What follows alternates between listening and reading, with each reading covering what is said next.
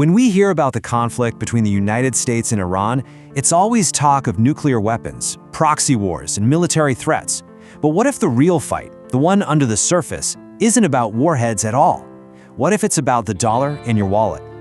Today, we're going to pull back the curtain on the economic engine driving this decades-long standoff. So let's just ask the big question right up front, shall we? Is all this tension, all this friction between the US and Iran really about a nuclear bomb? Or is it about something way more fundamental to global power itself? To get a sense of the stakes here, just listen to this. It's from a recent analysis, a hypothetical war game. A massive, decapitating strike by the US. Now, this isn't some sci-fi movie plot. It's a scenario rooted in a very real, very long conflict. How on earth did we get to a point where this is even a plausible scenario to consider? Well, to answer that, we've got to go back. And I mean way back. Not just a few years, but all the way to the beginning, to the exact moment when the seeds of this deep, deep mistrust were first planted. You know, it's wild to think about, but this relationship wasn't always so hostile. It really soured back in 1953. That's when the US and the UK staged a coup to overthrow Iran's democratically elected leader. His crime? He wanted to nationalize their oil so the profits would benefit the Iranian people. That one act is really the origin of the death to America sentiment we still hear today. But here's the ultimate irony. Just 4 years after that, it was the United States, under a program called Atoms for Peace, that gave Iran its very first nuclear technology. But the real game changer, the event that would go on to define America's entire strategy in the Middle East for the next half-century, came in 1971. A major economic crisis was brewing in the US, and it forced a policy shift that changed everything. See, back in '71, President Nixon took the US dollar off the gold standard. To stop the dollar from collapsing and to keep its status as the world's #1 currency, the US needed a new anchor, and they found a brilliant one: oil. They brokered a deal that essentially forced the entire world to use US dollars for the one commodity nobody could live without. And this created this incredible self-perpetuating cycle of power. The petrodollar system created permanent global demand for US dollars. Those dollars would then flow back into the US economy, funding the very military that was then used to protect the oil-producing nations and guarantee the flow of that oil. It was a perfect, self-reinforcing loop of economic and military dominance. For a few years, this system worked like a charm for the US. And the Shah's Iran? They were a key, trusted partner in the whole thing. And then, 1979 happened. The Iranian Revolution wasn't just some local event. It was a direct punch in the gut to this brand new petrodollar system. The Shah was gone, and an anti-American regime was in power, right in the heart of the very system the US had just finished building. Okay, so picture this. You're Iran now.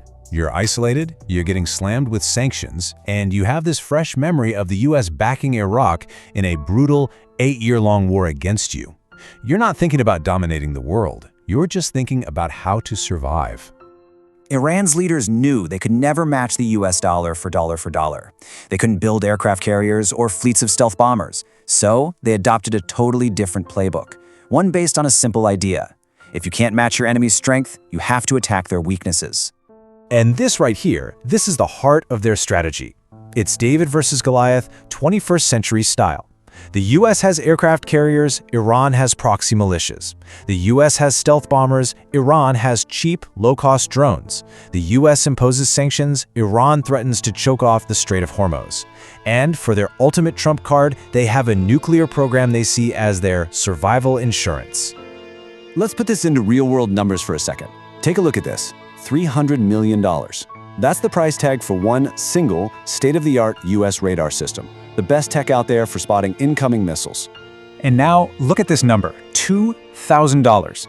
For the cost of that one radar system, Iran can build and launch 150,000 of these drones. This is the brutal, brutal math of asymmetric warfare. They can afford to lose thousands and thousands of them, as long as just one gets through.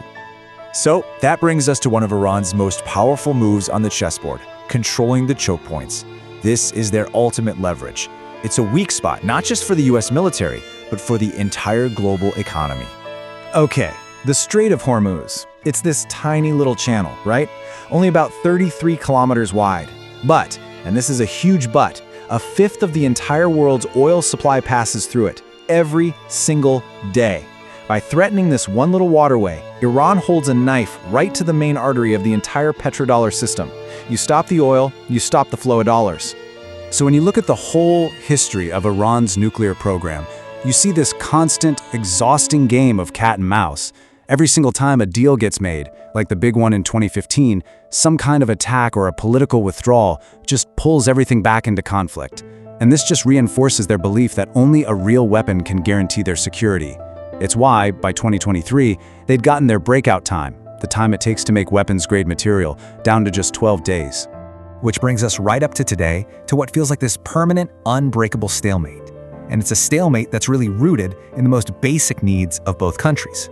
And really, this is what it all boils down to. For the United States, stopping a nuclear Iran is about maintaining its global economic dominance, a dominance built on the petrodollar. But for Iran, getting a nuclear deterrent is about pure survival. They saw what happened to leaders like Saddam Hussein and Muammar Gaddafi, who gave up their weapons programs.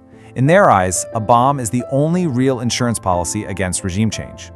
And that's the fundamental question I want to leave you with. When one side is fighting to maintain its dominance, and the other side is fighting for what it sees as its very survival, can there ever be a real way out? This isn't some simple story with a good guy and a bad guy.